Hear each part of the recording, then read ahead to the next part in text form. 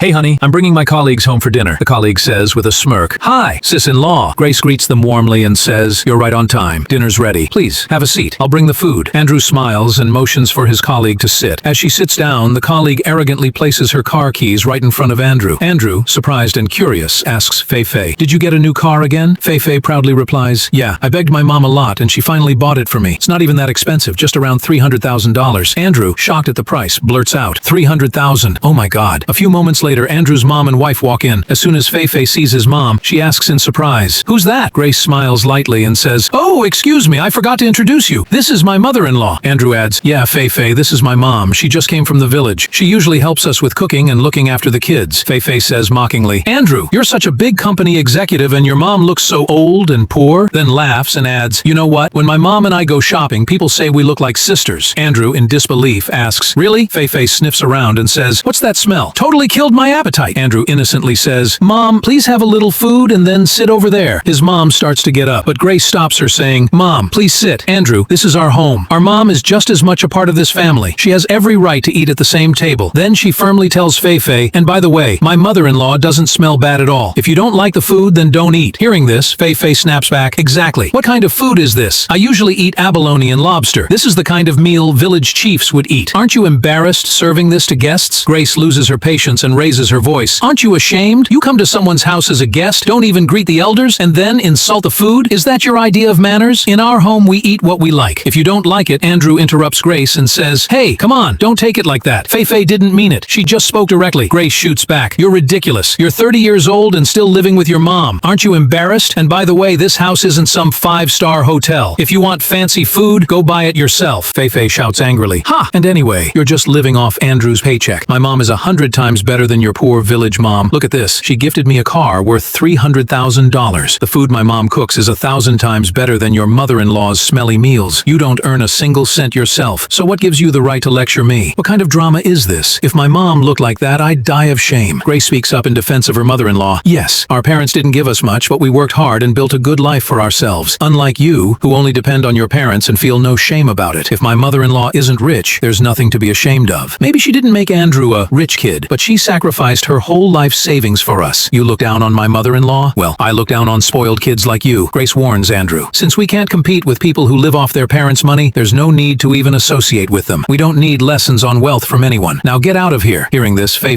flies into a rage and storms off. Andrew tries to stop her, but she doesn't listen at all. Andrew complains to Grace, "Why did you treat my colleague like that?" Grace, visibly angry, scolds him, "Watch yourself. Never dare to bring such rude and arrogant colleagues into our home again." Did Grace handle Fei the right way?